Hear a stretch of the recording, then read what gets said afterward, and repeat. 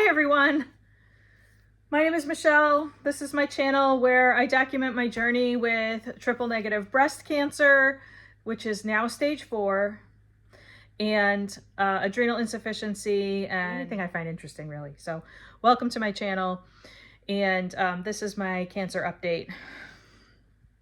So if you saw my last video, you know that I had a positive liver biopsy, and so I am now stage 4 triple negative breast cancer. And the tumor analysis did come back that it was in fact triple negative breast cancer, ER/PR negative, HER2-1, which is still considered negative or low for HER2.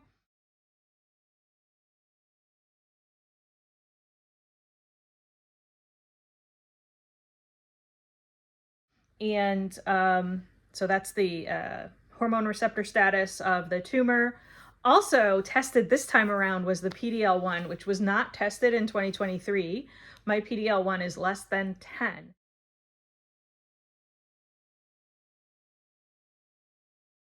Which means that standard immunotherapy checkpoint inhibitors like Keytruda probably won't do very much at all for this tumor. And the PET scan showed that there were several spots in the liver, which is no surprise because the radiologist who did the biopsy kind of alluded to the fact that he saw more than one. So there are several spots in the liver, and it also showed metabolic activity in my spine. And so that indicates that there are also metastases in my bones, specifically in several of my vertebrae and my sacrum. So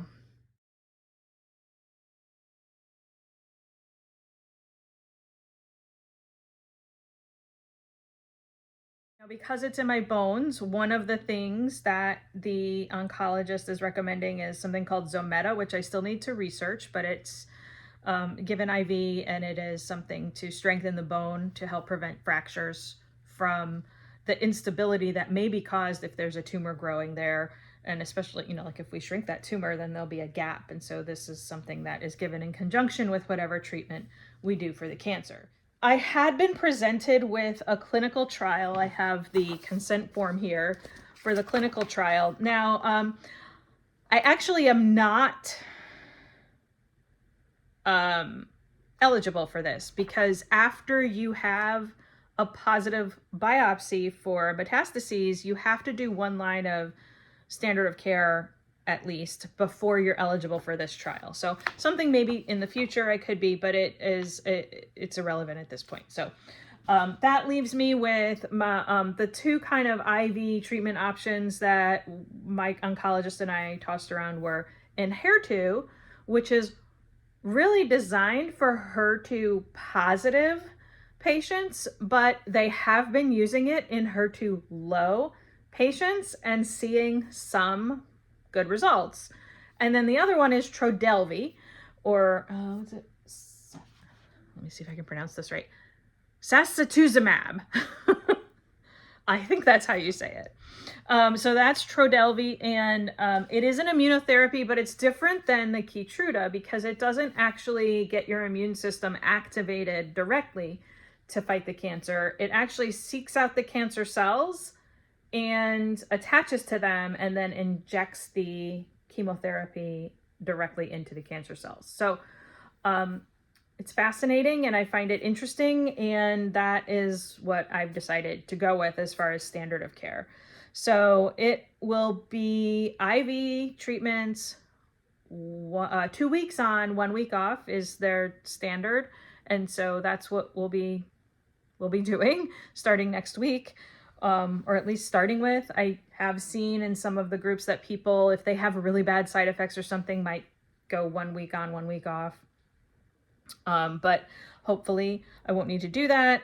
Side effects can include the most concerning or dangerous side effect that was affecting the most patients, I guess, in the clinical trial was the neutropenia and low white blood cells. So really an inability to fight infection. And so infection is a big danger. So they'll be watching that. I will likely get the Neulasta Actually, he said I would when I talked to him last night, because I asked that question. So I'll be getting the Neulasta the next day, just like I did with the adriamycin, to replenish or build back up that immune response faster. And then, and then diarrhea is another kind of complaint side effect that people have. My oncologist said that he does see that a lot as a side effect, but usually by the second infusion, they have a handle on what we need to do to manage it, and it's not kind of a long-term quality of life issue for people. It's something that can be managed, he said, relatively easily. And hair loss is a side effect of this drug. So I will likely lose my hair again, which, I've been around the block already. Probably this time I'll get a wig, because this is likely never going to be this. If I stay on this treatment forever, which is, if it's working, that's the plan. If it doesn't work, then there are other treatments to try. But if it works, then I will be on this regimen for a long time. And so I probably won't see this length again if my hair falls out. So it doesn't fall out for everybody, but it does fall out for some. So I'm just kind of accepting that if that's going to happen. And if it does, I think that I will opt for a wig, at least for special events like my kids' graduations, which my daughter's graduating high school this year, my son's graduating college next year, and I plan to be there. So maybe I'll want to look a little nicer than bald me. So we'll see. So I plan to get a wig. So that'll be a fun video too. I'll take you with me to pick out a wig. All right, so that is the plan. Trodelvy, again, it's I have to read it. I can't just say sacituzumab. All right. Next, what else am I doing? Well, when I posted my last video, one of the first text messages I got was from my chiropractor telling me to come and see him. And I've been going a few times a week. He is doing something called zone therapy, which is kind of focusing on so zone therapy says that there are 6 zones in the body. Those are glandular, eliminative, or the detox, elimination, nervous system, digestive system, muscular system, and circulatory system. So taking those 6 zones and finding which ones are out of balance, or basically what he does is he pushes on 6 pressure points on the back of my skull, basically, and whichever 1 or 2 are the most tender, that's the area that he works on. And so it's gentle pressure, low force adjustments. It's not like an aggressive chiropractic adjustment. It's very low intensity manipulation and just kind of pressure. And definitely I feel a difference. I've gone 3 times so far. I have felt a difference from the first, check to when we're all done and he checks again. And it just feels there'll be a tenderness at the beginning that is not there at the end. And I'll just feel a little bit more like invigorated or energized, or like I can take a deep breath, a little more clear. It's really hard to explain, but I definitely feel that there is a difference overall after that treatment. So I'm working with my chiropractor on that. Obviously still working with my naturopath. As of now, just after getting this diagnosis, actually I talked about this in the last video because I haven't seen her again since then.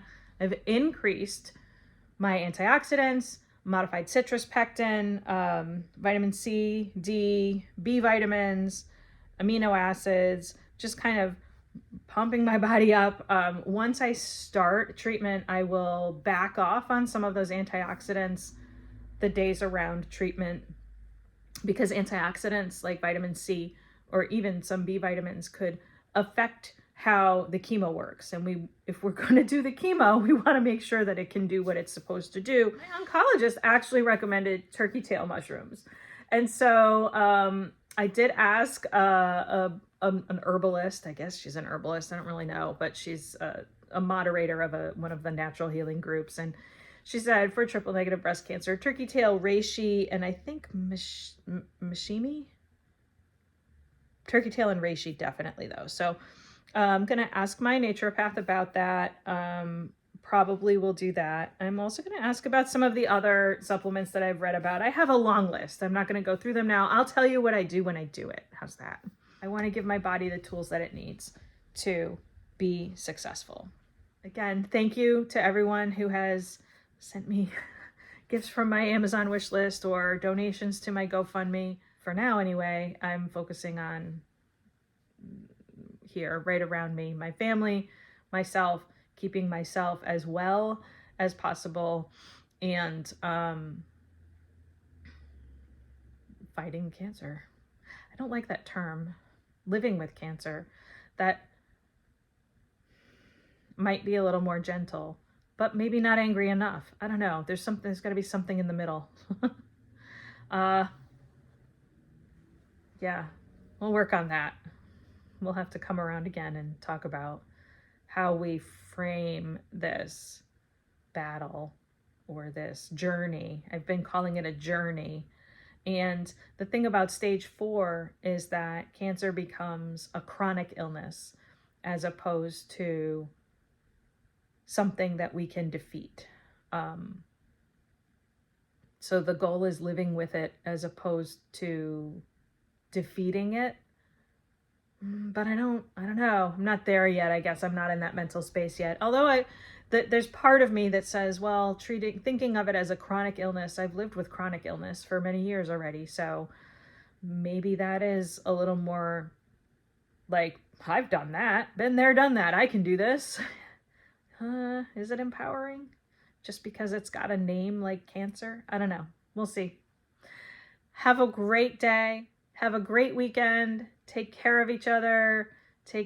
Tell the people that you love them, and we'll see you next week. I'm sure I will have more frequent updates as time goes on. If they let me take video at treatment, I will. I usually do anyway, even if they don't know about it once they leave me alone. But I'll see you soon.